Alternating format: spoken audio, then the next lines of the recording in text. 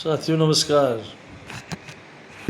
साथियों एक और दोहे की बात हो रही है और सुना होगा आपने भी। कनक कनकते सौ गुनी मादकता अधिकाए, या पाए बौरात जग या खाए बौराए। यमक अलंकार का सुंदर उदाहरण बचपन में हमने और आपने सभी ने सुना हुआ है।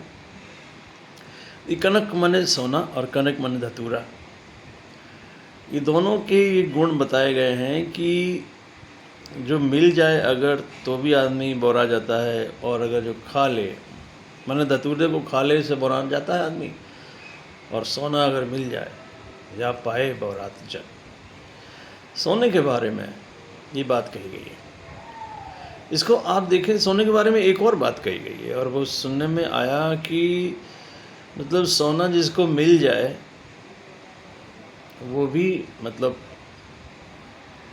बौरा जाता है, और जिसका चला जाए, जिसका मान लीजिए खो जाए, वो भी मतलब सोना चीज़ ही ऐसी है। सोना माने संपत्ति, क्योंकि समहाउ हमारे समाज में सोने को अचल संपत्ति की तरह हम उसको मतलब जोड़ते हैं और उसमें इन्वेस्टमेंट करना बड़ा अच्छा माना जाता है।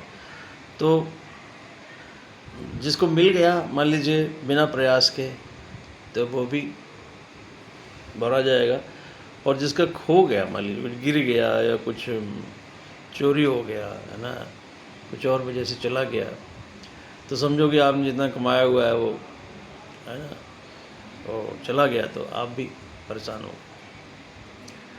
यहाँ एक तीसरी बात और मैं आपको याद दिलाना चाहता हूँ। याद है ना भागवत कथा जी, सुखदेव जी महाराज ने परीक्षित जी को सुनाई थी और हम और आप सुनते ही रहते हैं। तो उसमें कलयुग के लिए कहा गया कि भाई आपको जाइए, आप इन जगहों पर रहिए जाके।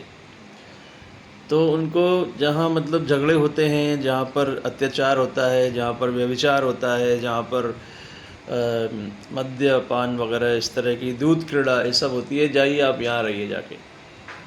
कलयुग से कहा गया। तो कलयुग उसी समय शुरू ही हुआ था। तो वो बड़ा परेशान हुआ। उसने कहा कि महाराज ये देखिए, आपने जितनी भी जगह हमको दी हैं सब बहुत ही गड़बड़ टाइप की हैं, कोई एक अच्छी जगह तो देते। तो उन्होंने कहा अच्छा ऐसा करो, तुम सोने में रहना जाके। तो सोना माने फिर वही, और सोना उन्होंने मुकुट पहना हुआ था, तो फिर अब सोना है तो फिर सोने में जाना है कलयुग को। तो कलयुग की जो ये गुण है, जो कलयुग की जो बातें वो भी उससे जुड़ी हुई हैं। तो सोने के बारे में ये बात है, तो आप थोड़ा ध्यान रखिए कि सोने को कितना अपने पास रखना है।